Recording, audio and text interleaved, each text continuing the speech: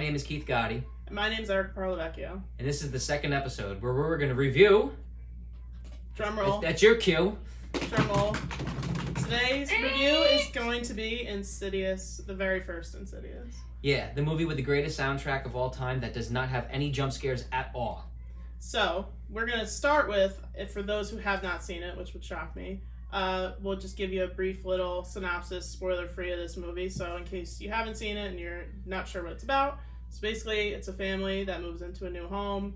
Immediately as they move in, weird things start to happen, and it's unclear if it's paranormal, if there's something in the house, what's going on. It's pretty insidious, actually. It is insidious. Yeah, it's pretty insidious. And then their son slips into, I guess, what would be a coma, but the doctors don't think so. Yeah, like a not brain dead coma. Yeah, or but something. he's asleep, and things continue to happen, regardless of the fact that he's asleep. And that's kind of where the movie goes. I don't want to say too much more, but it is a little bit of a paranormal movie.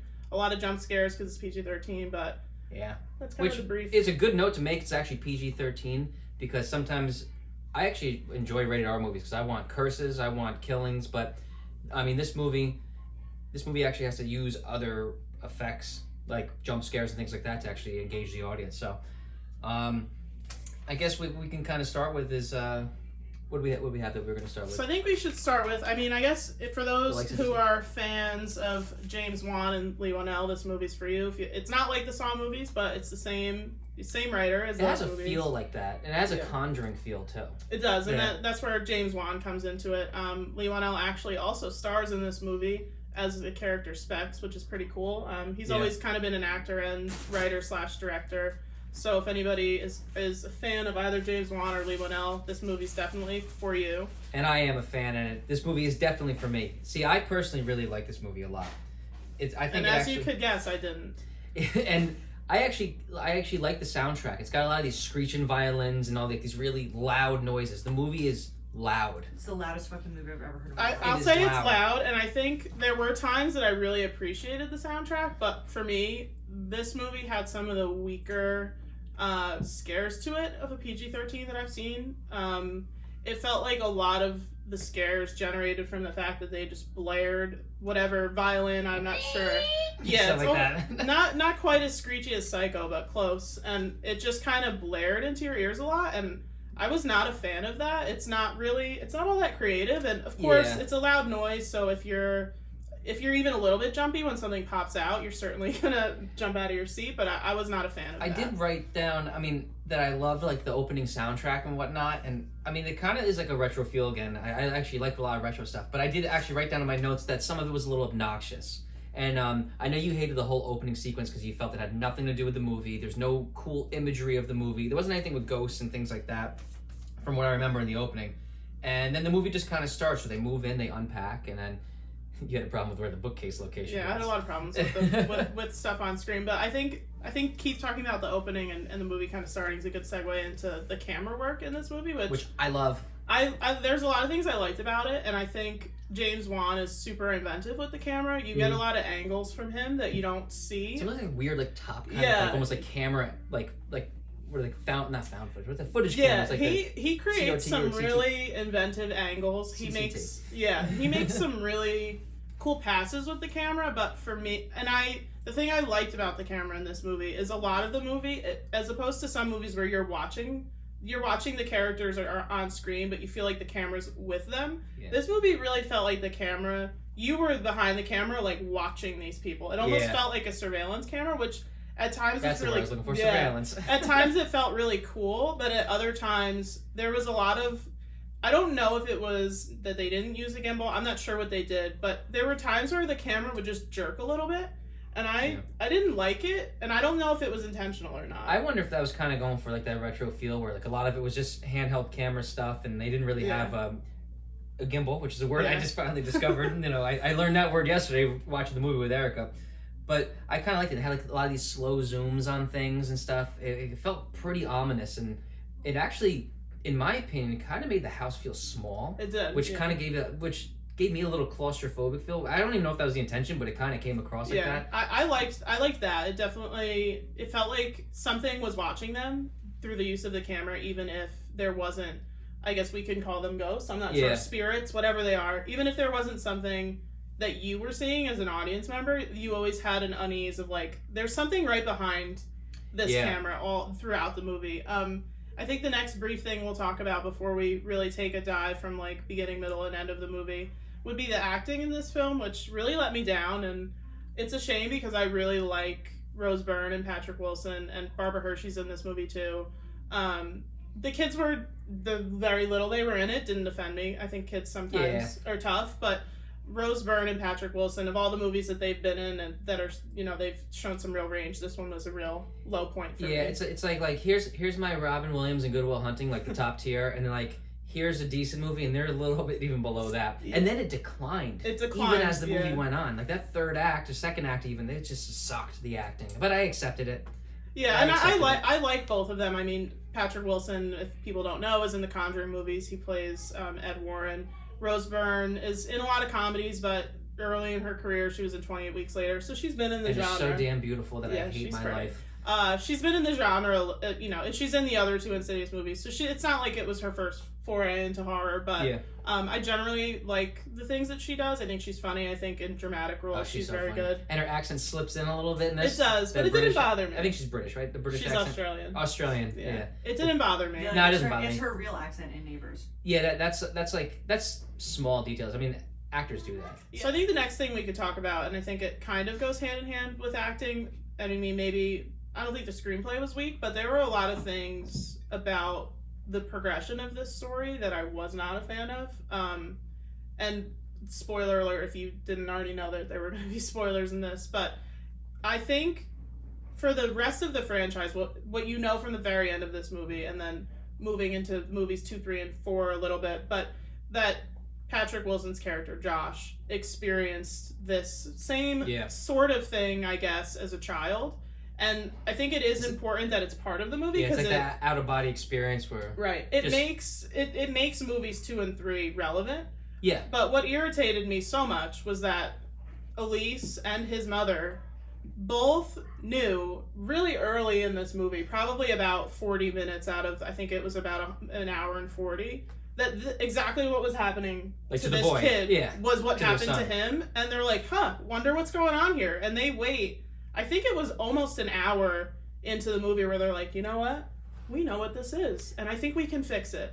That just really But they do that so the movie can happen, right? I guess, but I think if the mother didn't know that this was happening until late, she knew 30 minutes before she said it. See, I almost wanted to believe that maybe that was just trying to suppress him from having experience and hoping to God that he did not inherit that from his father. I think they didn't want to believe it, even though they knew it. But also, too, we got to remember, major spoiler alert for the ending of this movie, the father, he never actually went that deep into it, did he? No. I'm not saying he should have said. So maybe they didn't know fully that the boy was going through that because he never went that deep where he was never able to come back.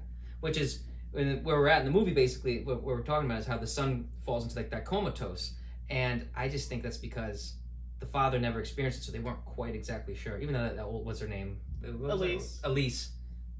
She knew. She comes into the house and she's like, wonder what's going on here. And then she immediately starts experiencing, she sees what the son refers to as the man with fire on his face. Yeah. She sees who looks like Darth Maul from Star Wars Episode 1. Darth Maul. And then she needs to do a whole nother investigation with the gas mask on her face before she's like, oh yeah, I know what this is. And, well, we're going to get to that gas mask thing. Yeah, we'll talk about that. But I think one of the last things we'll do before we go kind of act by act in this movie, I think this scares overall for a PG-13. While I wasn't a fan of the really loud, blary music, I think in the third act, the scares really picked up, and they were really creative, I thought. I thought they were creative, too, yeah. I actually really like the scares. I like the scares throughout the entire movie. But yeah, in the third act, I think it got even better, because it got really creepy. And I think for a PG-13 movie... you know, as people who watch a lot of horror movies, and most of them, you know, end up with an R rating, I think for PG-13, this is probably one of, like, near the top of the list for PG-13. Maybe, like, not Vacancy. 1408 I like a lot more as a PG-13. But I think for a horror movie that's PG-13, there's limitations, and I think they worked well within those limitations. Yeah, I totally agree. I guess this is something we'll start to do more often now, but unfortunately this movie didn't have any. We are going to start doing a kill count. But this one has 0. Fat Zero. Which is freaking awesome, by the way, because the fact that you can make a horror movie and not kill anybody and still make it creepy and scary. I mean, like, not to sound like a tough guy, but I mean, like, horror movies I don't find scary anymore. Like, but for like a kid to watch this movie and get scared and nobody dies, that's pretty cool too. And arguably, I mean, I don't know. Does Elise die? Well, we know she doesn't die, but I guess just watching this movie, maybe. I don't know if I would count that as a kill count though. Well, she's not a confirmed death. She's not confirmed at the end. Because So we know that she's still living, but maybe at the time this movie came out, you're like, huh, she could be dead. So maybe we'll give it like a half. Yeah. We'll give it a half a kill. She could be dead. The next thing we'll do, I think it's interesting, and I think it gives a little bit of better color to what we're talking about. We could start from the very beginning of the movie and kind of move through it and just talk about things that we liked. I mean, obviously I'll talk a lot about things I didn't She'll talk about like. everything she hates because she loves this movie so much. Because I don't like it, and I'll never watch it again for the next 5 years. But I mean, there are a couple of things. I mean, when they move into the house, they're unpacking. The little boy's in the attic and falls. I know you hated that he never landed on his face. Yeah, he's got a nice little cut. He comes out with the biggest bruise on the side of his forehead. Yeah. And I'm not sure he ever hit his head that way. But the thing that is most puzzling to me in that scene, and it seems to happen a lot in this movie, is people smash their heads and fall and noises get made and everyone is just like, ha ha ha. They don't even pay attention to the fact I don't even think they acknowledge it. They just are like, it happens and they're like 10 feet away because it takes them 2 seconds to get to where he is and they're like, huh, didn't hear it. Yeah, I mean, I guess, like, so where are we? So I think, like, one of the other things that, I don't know if this is actually true or if my eyes tricked me, but I feel like after the boy, because he ends up going to sleep that night after that whole little incident in the attic, and he doesn't wake back up, but he's still fully alive. It seemed like the color hue of the movie went more grayer. Did you notice that? I didn't notice it, but I don't doubt you. Yeah, I mean, that could be my eyes playing tricks. I mean, maybe the beginning was just for whatever reason, because I don't know, the way that was filmed just seemed brighter, but it seemed like it went a little just grayer when that happened. And I could be completely making that up. And that just seemed like during like when they're in the hospital and the doctor was saying that. I could be making that up, but it seemed cool if that was true. If it's not true, they should have done that. But I felt like they did. Anyway. I didn't care. I mean, not that I don't care about the children in this movie, but I think while the movie takes place and kind of is centered around him, it's odd that, I mean, I guess he had to be asleep, right, for the plot to move forward because it is about these, I guess, spirits trying to get into his body. But in a movie that's really about him, you don't see him almost at all. And I don't think it was confusing. It's like in The Hangover, how the main guy's missing the whole time, but he's supposed to be like the star. Yeah, I don't think it was confusing, but I think you have no clue what's going on from really minute 1 of this movie almost until 50 minutes in, which... And that's actually what I liked. I liked how, like, I mean, it's not just like a haunting. It's like this kid's being... Like, there's a haunting and this kid is asleep, but it's not like a Freddy Krueger kind of thing. And... that's when, you know, she gets like that call on the baby monitor and she hears this like really effed up voice. I'm glad you brought that up because that whole scene really irritated me. She might be the worst mother in the world. Yeah, I mean, I think the baby monitor is a cool device that, while has been done before, I think it is cool, and I think just the fact that it's a baby and you're like, oh, there's something near a baby. But and a voice saying all these things. And it confused me because it would have not offended me as much if the baby monitor didn't so obviously have a human voice. If it was just gurgling, or if it was just like maybe not a gust of wind would maybe not be picked up, but like a bang, something that's not like nondescript. Maybe she could be like, "Huh, I don't really know what that was." But exactly. There was almost what felt like voice. Yeah, it almost felt like 10 minutes where you can hear not necessarily sentences, but you can make out specific words. Some threatening sounding stuff. Yeah, and she kind of is just like, huh, that's weird, and she's just meandering along the downstairs of the house. I have 2 kids, and anytime I heard something fishy on that monitor, it could have been like a cough. I ran up there to make sure that something wasn't happening, and I actually couldn't believe it. She's hearing a voice of a man in the room with her kid, and she's like, I'll take my time and really see what this guy's trying to say. And even then, not a cell phone conversation. No, and she hears, I mean, the very beginning of it was not really audible, so maybe it just threw her, but early on in that scene, you hear words, and you do. You hear clear words. I don't remember what they are now. I didn't write them down, but it was really clear words, and she's kind of like, hope my kid's okay, but I don't know. I don't know if the baby's all right. That I didn't like that. I think in theory it was a good idea, but I think if they just didn't make it so obvious what was on the baby monitor, I would have liked it more. I'll say mini story time. I actually remember, and I was telling you last night, how one time I was playing guitar, and I'm hardwired, wire from guitar into amp. There's no Bluetooth, there's no nothing with my instruments. You know, it's more analog. Now, I remember one time I was playing guitar, and when I stopped, so on the guitar, the pickups, they pick up the sound. They're like 2 microphones that pick up the vibration of the strings, and it's the amp. Amp is a speaker. I started hearing a conversation. It sounded like somebody talking in Spanish, and I didn't know if it was a ghost or who knows, right? Or it's picking up a cell phone conversation, which I don't know, seemed kind of unlikely. But the first thing I did is I was actually kind of concerned. I'm looking out the window, making sure something's not in my house, something's not going on. And this woman's hearing an audible voice in her kid's room and won't do anything. I'm concerned about somebody speaking through my guitar, and she doesn't care about like, to her, there's no ghost. There's just an intruder. So I don't understand why she wouldn't assume intruder. No, and I think that scene or immediately thereafter was when, I mean, it started for moment one in this movie, but another instance of just this really obnoxiously loud blaring of music interior. And I think it's a shame because the last part, maybe the last 25, 30 minutes of this movie, they had a lot of really creative things, and they didn't use that. They didn't use that as like, oh, this is how we're going to scare people in the end of the movie. Yeah, and true. It's a shame that they just like, in the beginning of the movie, they kind of just decided, well, we don't really know what we're doing with this yet. We don't know how we're going to scare anybody, so we're just going to blare as loud of music as we can into their ears and hope it scares them. I will say this though, I actually thought the monitor thing I thought that was like real sinister sound. I thought that actually sounded really cool, and like I thought that could have been something that they could have went a little bit further with. But I mean, I guess a little bit of the idea came in later parts of the movie, but I actually found that part to be kind of scary. And also, I mean, maybe because I have like this like sympathetic feeling for these characters, because I mean, I couldn't imagine having a kid in a coma and all this stuff, and just like the whole baby monitor thing. I mean, I feel like I could be in that situation, and I think that's what's kind of scary. Yeah, I think it is. There is something scary, especially in the beginning, because I mean, it's going to be paranormal style. But there were moments in the beginning of this movie where you kind of felt like maybe there is somebody in the house. It's not just this amorphous ghost. But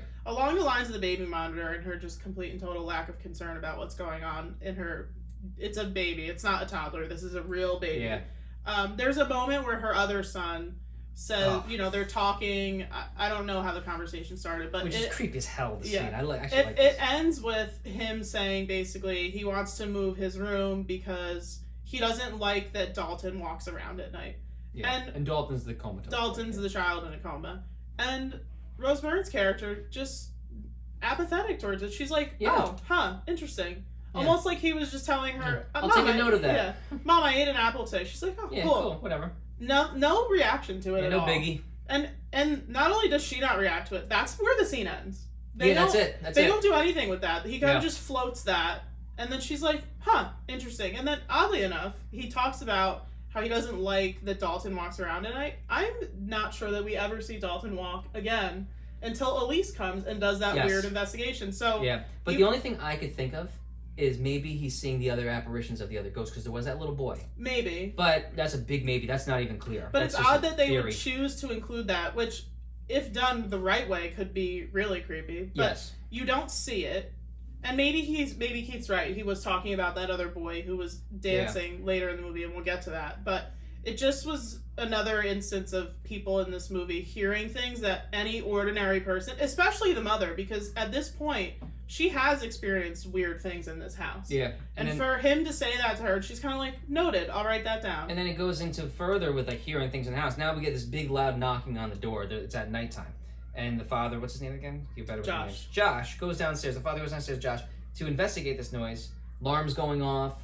All these like weird things. Alarms going off in the house. Doors being knocked. He checks it. There's nothing. Now he seems a little more concerned. He's walking around this house at the bat, but not overly concerned enough for anyone to decide, hey, maybe we should call 911. And not only does he not decide, he decides not to call 911. the alarm system in this house inexplicably never dials Worst the alarm alarm system in the world. company. Yeah, whatever alarm system that is, don't buy it. It's freaking horrible. We've now switched to a different alarm system, but the alarm system they have appeared to be a hardwired system, which means that, you know, the one we used to have that, I don't even think 2 minutes would go by of that thing going off before your phone was blaring with the alarm company. Yeah, exactly. Inexplicably, that never happens, even though the alarm goes off. Makes no damn sense. 2 or 3 separate times after it's turned. And then later, I think it's also in that same scene. Now all of a sudden she sees a guy in the bedroom behind the crib, some creepy guy like behind like I guess like a curtain or something. And like she freaks out, he freaks out, and then it's kind of like, oh, we saw a guy. It's not that big of a deal. But then at least they decided to make the normal decision of moving away temporarily. But I mean, they didn't really address like there's a guy in our house. Maybe we should call the police again. Like nobody seemed to really care about these situations. It almost seemed like while the audience kind of knew that there were ghosts, they definitely didn't. Not at that point. They definitely didn't. I would think there's a man inside my house trying to kidnap my child, and nobody in this movie is thinking that way. Which is, let's be real, how we would think. Right. And I know we gotta suspend disbelief because we're talking. This is a movie about sleeping forever. Right, and as we've said a number of times, it's interesting choice of progressing the story in that fashion, because you're gonna have people. If they had made it clearer, maybe that these were really obviously ghosts. Yeah. Like in The Conjuring, it's very. I mean, there were moments where you saw like full body. That was awesome. It was I feel like The Conjuring is totally a movie that we should be talking about right now. But it was very clear from the beginning of that movie, just the ominous knocking, the people being moved around, the clocks being weird, the temperature changing. It was very obvious that there were ghosts. This movie, the front door is open, and there's nothing that leads to ghosts. No. To them. I mean, like really nothing other than her books fell off the bookshelf once. I mean, and she had just assumed it was her son. So yeah, which is logical, actually. The reaction of the parents in this movie just kind of was odd. Kind of stupid. I hate to say it, it's kind of stupid, these parents' reaction. Like, this is not the way parents would react in this situation. And I think the next thing we could move to, which not exactly halfway through the movie, but they now introduce the character of Elise, who we've briefly mentioned, and her 2 sidekicks, I guess you could call them. Yeah. Specs. They're like the comic relief crew, which I totally love these guys. Specs and Tucker. I wanted to like them, but I didn't. I love them. They kind of, I think we keep talking about the set 2 and 3, but in this movie they really serve almost no function. I mean, maybe they become better in the sequels for sure. Yeah, maybe Specs, because he's the vessel that Elise is able to communicate when she's doing her. I'm not sure what she's doing. Is she a medium? God, I don't know. But he's at least the medium for her to. He at least has a function. Tucker's kind of just like, I'm gonna plug in some lights. Yeah, right. And I think I thought they were funny though. I kind of liked them. I mean, like every movie, it's kind of like it actually kind of reminds me in the movie The Conjuring when like the cop and everybody come and investigate, and the cop's kind of funny too. Yeah. Like I feel like these movies have like that kind of formula. There's always like. The old movies just be like serious tone throughout the entire thing, but like I actually like that they kind of. I appreciate an injection of humor sometimes, but. And I like that this was not over the top humor. This wasn't. These guys were kind of goons. If you're someone who doesn't like any humor in your horror, this is not. This is probably as minor as it gets. Yeah. I just wasn't a fan of the 2 characters, and I think it's a theme in this movie, and maybe it's intentional, maybe it's not, but. It just is just an introduction of. She makes an introduction of concepts that you're like, how does she know this? She just starts rambling on about the further and how there's spirits and how there's this and that this is what's happening and this is what we have to do, and you're kind of just sitting there like. I feel like it's almost like, and you say to yourself, is she just making this up? How the hell would she know any of this stuff? Right. Any of this stuff. How does she even know it's called The Further? Right. Where does this even come from? And you know what? Maybe, I actually forget, I haven't seen the sequels in a while, but maybe those explain it a little bit further. But as of right now, as an audience, you're like, who the hell is this girl? How does she know any of this stuff? Yeah, and this is kind of, at this moment, not right away, because Elise does a little bit of investigating of the home with the children out of the house. And then this is when Josh's mother and Elise come up with the revelation of the century that, oh my god, this is the same thing that happened to Josh when he was a kid. Which I think is cool, and I think it does set the movie up, and it sets the ending up to be, the end. I actually love the ending. Yeah, I think it sets. I think it sets the ending up and the rest of the franchise up to be more successful than this movie. In my opinion, this is the weakest. I mean, next to the 4th one, this is the weakest entry. But the 4th is don't watch it. I just don't like that it had to be delayed until almost 50 minutes into this movie because... Yeah, but then as an audience, I mean, what are we going to... I mean, we have to know if we know it, but if we know it from the beginning, then the movie really sucks. I understand that, and I'm not professing to be a writer because I'm not. Yeah. But I don't think it makes a whole lot of sense for the mother to herself experience something in the home. She saw the guy with the red face. She sees the way that... I'm not looking for a movie to make sense when it's hard. I guess. With ghosts from another realm called The Further. It's just lazy. I think there was a way to have the movie progress the same way that it did without it feeling like... See, I beg to differ on the laziness because I feel like they try to hold back so much on not letting him ever remember that he was I cannot remember Josh. My gosh, rhymes. I cannot. Like, I think they did not want Josh to remember that he experienced these things because they wanted him to never actually go that far. And I think I think it's a good point because obviously it would have ruined the rest. You know, they have the whole background of like, oh. I also think they didn't want to believe that the boy was going through the same thing. I think so too, but I think it doesn't make sense to me, and it bothered me, and why I say it's lazy because they know minute whatever of the movie that Dalton is in this weird quasi coma. The doctors are like, we have no clue, unexplained, no health problems, weird, something. I don't even know it's The Further. Something's weird with this kid, and so if it was closer to an actual like medical mystery, I would have been okay with the mother kind of feigning ignorance of like, this is bizarre. But the mother goes into the home, sees what the son terms, what we've termed Darth Maul as this man with fire on his face, and then Darth Maul sounds better than man with fire on his face. And she still says nothing. And in fact, she is the one who introduces them back to Elise and is like, this woman should look into this. And then the woman looks into it and 10 more minutes. I kind of figured it might be this, so... 10 more minutes go by. And then finally the mother's like, you know what? I think I should bring this up now. And it just was like, it felt like they were hiding the ball for no reason. I don't think it had to wait that long. I think the moment the mother experienced something odd, she suggested they call this woman who solved it the first time around. And the mother sees like the yeah, she could have been like, hey, this is what's going on. And it felt like they were hiding the ball to make I don't think they were making the movie longer because it wasn't that long. No, it's actually a pretty short movie. It just was which like... I freaking love. We need more short movies. Yeah, it was just hiding the ball unnecessarily for me, and I wasn't... As an audience member, I'm like, is she going to say something yet? Yeah. Like, is she going to finally tell him what we all know is going on? Right. And then I guess, since we've talked about that, I think the last thing we could go into is now when they go into this further. Yeah. As a means of saving Dalton, which I think... I want to say, is the strongest part of the whole movie. Yeah, the further is like when Josh like goes to sleep and it goes into this further, and now he's just holding this lantern. Like, this is all the stuff you see in the trailer, right? That, like... all the stuff you expected in the movie is now right here. And I love he's like holding the lantern. And I actually kind of like, it almost looks slightly low budget at this point. And even like the makeup kind of looks like low budget on like these like little demon ghost kind of people. And I actually freaking love that. Again, there was a lot of that screeching violin stuff when you see the people, like these ghost figures. But I love that he's just walking around. He's going like this the whole time.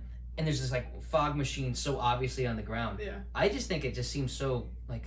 cool. Like, yeah, I thought that was awesome. The further portion of this movie, which we've termed now the third act of this movie, and I'm not a writer, so I'm not going to profess to say that it's actually the third act. I'm calling it the third act. Yeah. It's definitely the final act. I'm calling it the third act. I've been making my own acts for all these movies. But I think it's the strongest part of this movie, personally. I think, not that we don't all love to see all of the characters. It's the Josh and Dalton show to end this movie, and I don't mind it. I don't mind that everybody else in the room kind of became an afterthought until maybe 5 or 6 minutes are left. But I think there's a lot to like as part of this further. I think there's a lot to love. Yeah, there's a lot of, and I think, it's a shame that the rest of the movie couldn't live up to this standard because... See, I actually thought there was a good build up to all this. I mean, I actually liked all the stuff leading up to it. How you saw little glimpses of these ghosts that you end up now seeing in the further.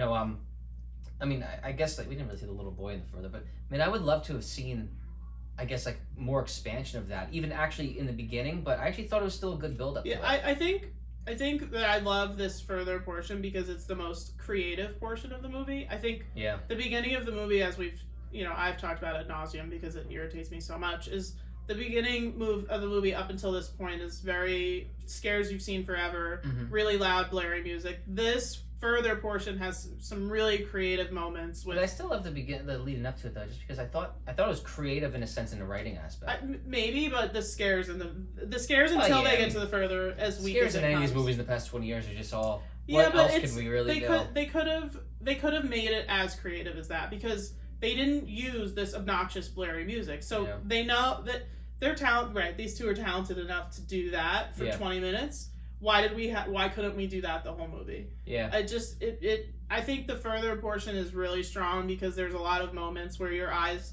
dart a lot around because you're looking for something. You know that there's a lot of things happening. The scene with the woman with the rifle and her family was really cool.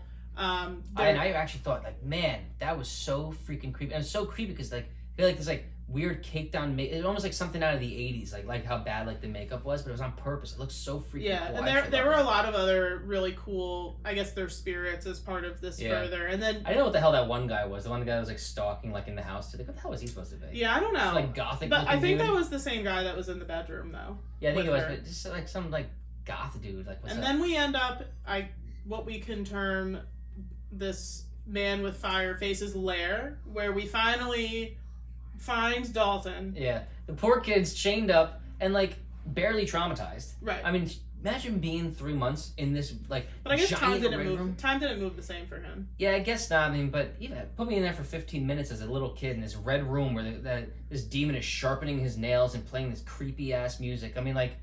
My God, that would terrify me as an adult. Can you imagine being a 10-year-old boy? And then finally we get back to the home and we think, spoiler alert, that Josh is awoken and saves his son. And then we find out, and the movie ends on a cliffhanger, which ordinarily I don't love cliffhangers. Well, we should talk about the picture thing first. The picture, go to the picture. Yeah, so this whole thing is, so Josh never liked taking pictures because he kept having this like, I guess when he went to the further, this old little lady, is she like wearing a wedding dress? Is that what it is? Yeah, it's a black veil. Yeah, like a black veil over her face. And like in every single picture, whenever they take a picture of Josh, she'd be in the background and she'd be moving closer in every single picture. And I gotta tell you, that was creepy as hell. Those pictures, holy crap, I almost cursed. I actually thought like that was a pretty awesome part of the movie. And I do wish I had a little more stuff like that. I mean, I guess there's always something with a woman with a veil over her face that looks scary. And so then Elise, right? I'm so bad with names. When Elise is like staring at Josh and kind of looking creeped out, and she pulls out the camera and she takes a picture. She kind of knew it was happening, though. She knew it was happening. You'll see it when you watch it. His hands had dirt on them. Yeah, and like I guess like it wasn't him that came back out. It was supposed to be her, I guess, in a disguise. In his body. Not fully explained how that happened. That's okay. I actually like that, and like that was just so damn creepy. I liked it, and then we go right back to things I really don't like, in that Josh chokes out Elise. Yeah. And his wife is literally 2 steps away, and he's screaming and yelling at her. He doesn't throw her around. There's no banging, but he is yelling at her. Even in a large house, you can hear this, and they were not in a large house. He is yelling at her. Like, when I say yell, like, louder than we've talked in this entire podcast. You know what I like my picture taken? And she's maybe on the other side of this camera. His wife is maybe less than 10 feet away, and they're just enjoying food in the kitchen. Like, nothing's going on. Spaghetti, and then his name's all cute. Yeah, and then she just meanders her way in, and is like, looks like Elise is choked. Mm-hmm. And then she's like, where's my husband? Doesn't care at all about this woman who seems to be dead. Yeah, well, Elise is a little shaky here. She's a little shaky, but we don't care about her. And then, which I thought was effective, and ordinarily, unless it's a TV show that I'm going to see the very next episode, I think cliffhangers are cheap, and I don't like them. But I thought that this cliffhanger of, we now know that Josh has come back with something that's not him, not just solely him. But I gotta say, man, oh man, does Insidious 2 tie in perfectly to this movie. It does, and I think Insidious 2 and 3, if you guys have not seen them... And stop at 3. Don't stop at 3, don't go to... Don't go to the Lost Keys? Or, don't go to the... I think it's Last Key or Lost Key. Oh, it's so hard. Don't go to that one. But 2 and 3, I think this movie set the franchise... I guess it's a franchise because it's 4, I don't know. But set those movies up to be successful, and I thought the scares in those movies were a lot better, and I think they were better movies overall, but I think this installment... This is perfect because those movies couldn't... I think a lot of the stuff that happened in this, I mean, you couldn't have those movies. I mean, no. I don't even know if there's even a much better way to tell it. Again, I'm no writer, but I think this is kind of like they had to write it this way to set it up for the other movies. I mean, this movie is very obviously going to have sequels. Yeah. I mean, like that was like they clearly wrote this to say we're gonna make 2 and 3. Before we give you our review out of 10, there were a couple things that I noticed while I was watching it, and I pointed out to Keith, and we did go back to make sure we saw and keep on the lookout for them. There's a moment in the middle of the movie about Josh is a teacher, that's his profession in this film, and there's a chalkboard behind him, and if you have a keen eye, you will see a jigsaw face drawn on the chalkboard, and you'll also see James Wan's name written on the chalkboard as well, who's the director of this movie, which I thought was pretty cool. And those other names are probably people. I mean, we didn't look the other names up, but don't quote us on that. There were, and then not necessarily that was more of an Easter egg, not like that, but there is a scene where when they move into this new home, there's a little boy that the mother sees dancing, and as she's walking, I guess through not a breezeway, but through the kitchen, through the door, what looks like just coats and a hat hanging is actually the little boy that you see dancing in the very next scene, which was pretty cool. And I'll tell you, I did not notice that any times I've watched this movie until Erica said, I'm like, no, you don't. I had to rewind. I'm like, oh my God, you do. I said, how have I never noticed that? And I'm usually pretty keen on that kind of stuff, but I don't know. I must not have been paying it. I think that's what I thought, like a coat hanging. Yeah, it's disguised well, but I saw it right away. And that little boy is creepy. He was. Holy crap. Yeah, he was. I thought that was a cool scene, and while you don't love to see what you're gonna be supposedly scared about in the very next scene right away, I thought it was cool enough because I think a lot of people didn't see it, but if you did notice him there, you didn't know what he was gonna do next. Right, that's what so it is. it wasn't. You didn't even know who it was supposed to be because at that point in the movie they move into a new home and presumably the ghost didn't follow. So it's kind of like, what is this? So out of for 10, people who saw the boy, right? Not me. I didn't expect any of this stuff. Out of 10, what would be your out of 10? I really like this movie, and this is not because I've seen the sequels. I give it a 7 out of 10, and I mostly give it the 7 out of 10 because I don't care about like these violin screeches and stuff. I actually thought the sound effects, though loud, were effective in the scares. Maybe a little one too many, and some of it was a little cheap. Like I said, like there's reasons why I don't give all these things 10 out of 10. And 7 out of 10, I think it's a pretty average movie, really good. And I think the sequels, if you watch them, may even want to bump this up a little higher because I think the sequels actually make this movie a better movie. But overall, it's 7 out of 10. I think out of 10, I would be somewhere between 4 and 5. I think that's fair for someone. It's not fair. I didn't like this movie when I first saw it, when it first came out. Did you like it better this time seeing it? No. I didn't like it better. Any worse? Not worse. Okay. I didn't like it when it first came out. I think it had a lot of hype around it, but There's a lot of hype. There was, and I saw it, I think, before the hype machine happened. I remember I'm not against PG-13 horror movies. I think they can be really successful, even though there's limitations to them. I thought it was not successful that much until the very end as a PG-13 horror movie, especially, maybe this isn't fair, but especially given how good I thought 2 and 3 were. This is one of the weaker entries into these 4 movies for me. Ordinarily, I like this vintage style music. I thought it was cool in The Conjuring. We didn't talk about this, but I did like the Tiny Tim song. Oh, yeah. While kind of cheap because it's creepy in any context, I thought it fit in cool with this movie, but the just overuse of this blaring, loud music as a mode of scaring people, I did not like. I didn't like the progression of the story. I thought the acting almost across the board was not that great. I think what makes this though good, I love like when or if you see the sequel, 2 ties directly into this. Yeah. And I actually think, that's like I said, if I watched the second one, I actually would have rated this higher just because I think like those 2 movies together should be a movie or like a part 1, part 2. Yeah. I think it should almost be a thing. I just didn't like. I think this movie set up the rest of the movies well.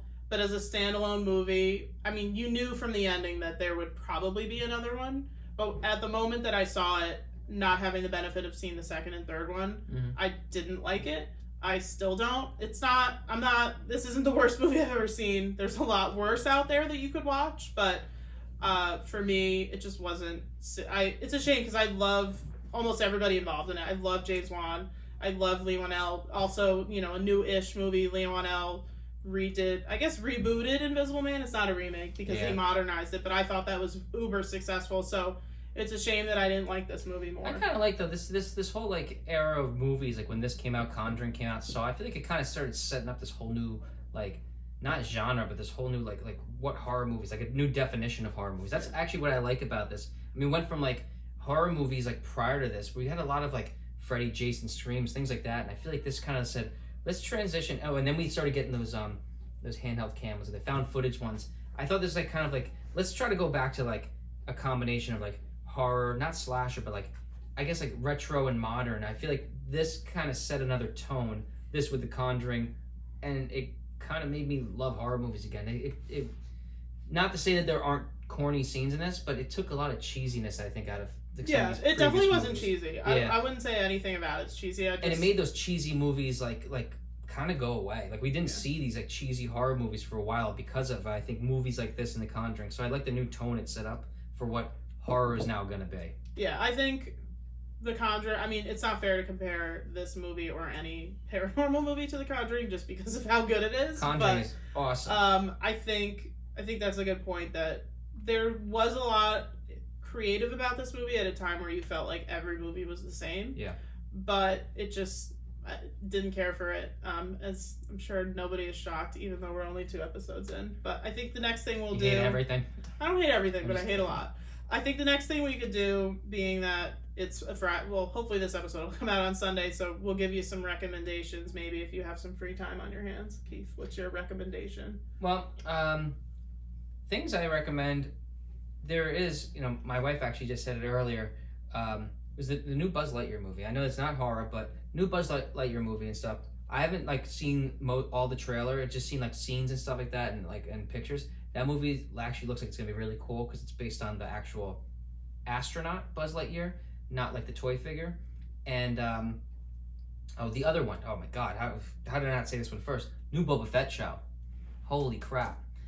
He's bigger into Star Wars than I am, but I'm actually wearing Star Wars socks right now. The new Boba Fett show is awesome. I mean, if anyone saw Mandalorian is a great show on Disney Plus, and I think that the Boba Fett show has kind of taken its place. I think Mandalorian is kind of done in a sense, and that this is going to be the new show. And they got these new Star Wars things coming out. 7, 8, 9 are crap, and it seems like they're just getting rid of those movies and starting kind of a new saga of Star Wars. And I can't get over it.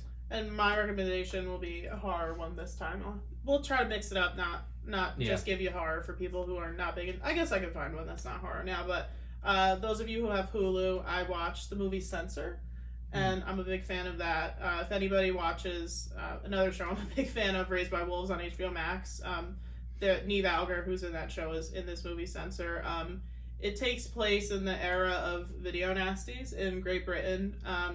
And she's a film censor, hence the name Censor. And her job is her task is to make sure that these movies, because at the time there was a real panic that people were going to watch what they termed video nasties because they were able to be released on VHS and avoid theaters, that there was just going to be this breakout of violence from people watching these films. And I think the movie is super good.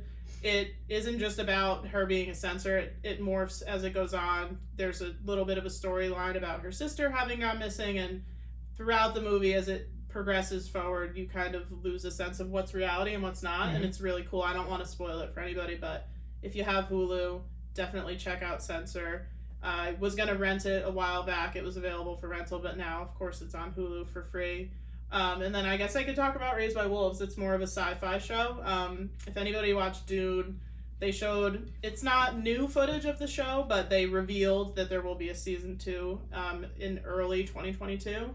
It's a really deep sci-fi it's about a lot more than this, but I don't want to ruin it for anybody, but androids raising children on this planet that you're not sure where it is because that's interesting. There's a war on there's a war on Earth, and one of these androids she's more of a weapon than anything else that's been reprogrammed to raise these kids, but she still is a weapon, so there's some really gory moments in this show. It's only 10 episodes on HBO Max. I'm usually not a fan of sci-fi as a rule, but man, I love this show. The acting is incredible. It's incredible looking if you have a 4K television. It's amazing. And it's Ridley Scott. So if you're a fan of Ridley Scott, Alien, I mean, he does everything, but I guess the most notable would be Alien. For sure. Definitely check it out. But that'll do it for us today. Make sure, if you like us, leave a comment, like, subscribe. We're going to do this every week. If you have a movie that you haven't seen that you're like, wow, I'd really like to hear their opinion, leave us a comment. If there's anything you want us to review, we can definitely do that too. And I'd leave you on a screeching violin, but I don't have one, so...